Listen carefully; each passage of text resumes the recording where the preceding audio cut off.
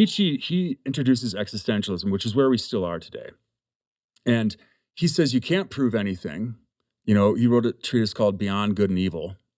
And he was insane, extremely gifted writer. He's extremely entertaining to read. I mean, of all the heathen philosophers that I've read, I still love reading Nietzsche. Where would you suggest starting if someone wanted to read something from Nietzsche? It depends on kind of what you want to look at.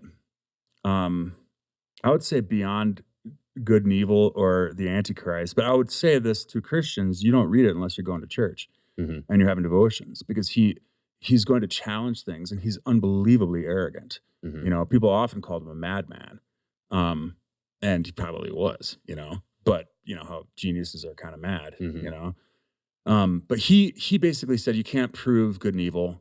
He went back to Hume's argument, and he said all that is left is for you to choose. You know, and he called it the will to power. And he introduces this power dynamic, which you see still today. And you will who you are, and you determine it. Okay? And so the will to power, and again, it's power. And so you become God, basically. Like he was satanic. I mean, he really, that's why I say, like, where do you recommend starting to read Nietzsche? Where do you recommend starting to read the devil? Well, I don't know, you know? Only if you're ready to actually wrestle with the opposing side. I would say that about all philosophy. Like, philosophy is good insofar as it teaches you the limits of human reason. Okay? But it doesn't actually give you Christ. Christ is wisdom. He's the true wisdom. And you can't learn him unless you are a little child. That's it. So, in any case, people took on this. Like, you got this gap, right? You got the metaphysical, the supernatural, and the natural, and no one can say anything for certain about the supernatural. Okay, you have this still today with, like, what is science? You know, does the scientific method have an ought or a should in it? And of course, it doesn't by itself. You know, you have to impose that because you're just observing the natural. Yeah, you can observe that sea otters have fun killing baby sea lions. Which they do? Which they do. Okay. Yeah. Or cats like to play with the mice they're killing. They toss them from here to there. Well, animals, I mean, what's the morality of animals? You just realize that they're beasts, you know? There's no should or ought in there. You just observe it. There was I forget who she is. I wish I could remember her name. But she was a humanist. She was a pretty persuasive writer. I didn't read her so much, but I listened to and read some people that kind of commentated on some of the stuff that she was writing. So she was quite persuasive. And her kind of theory was that we're going to find kind of the true goodness, not in religion, things like that, but in nature, right? In Gaia, Mother Earth, that kind of thing. And then she was sitting at the cabin the one day, and she's out by this river, and she watches this praying mantis like dismantle this frog and like suck its brains out. And she was like so traumatized by this because it like broke her theory where she's like, wait a second, like nature's actually more brutal than even mankind can be. And it could just kind of like, it tore her down, and she even admits it. And I don't know where she ended up at the end. She's still living, but it's just kind of that example of you can't find these moral imperatives outside of something that comes from the supernatural, which they so desperately want to prove, but it just doesn't work that way.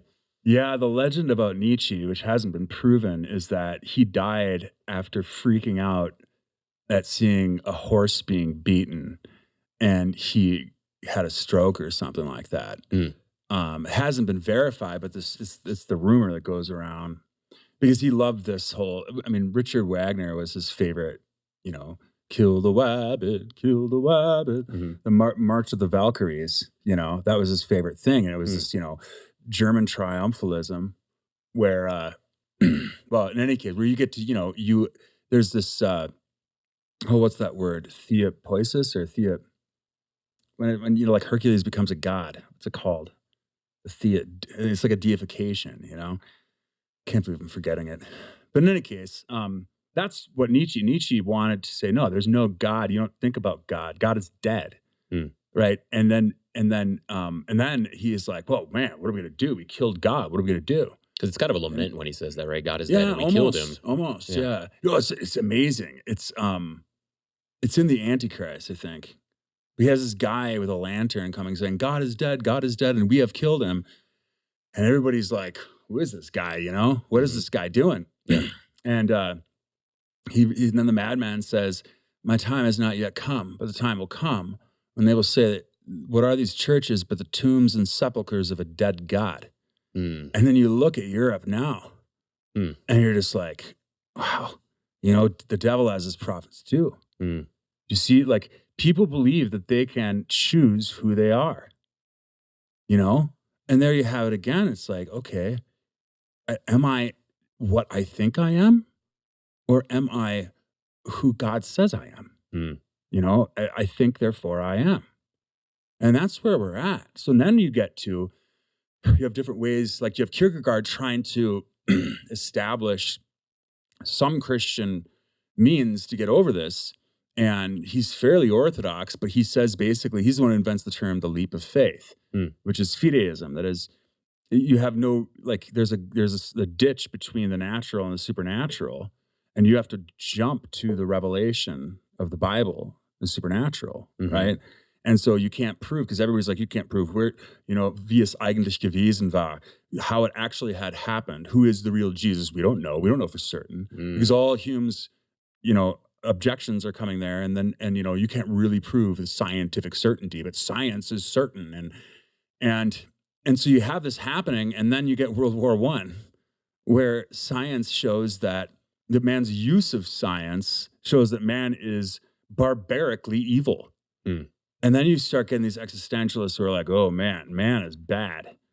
Man is not good." And you have a few other people who try to save it, like with the positivists, like whatever works and blah blah blah. But the fact is that they don't get very far, Mhm. because again, we're going back to Solomon. What can you actually determine on the basis of your reason? You know, if man's goal is to be happy, well, he's only happy for a little while and then he dies. Mhm. And so you get, I would say, I mean, you can look at, like, nowadays I talk to some philosophers here at the university, and they have, it's not really ethics.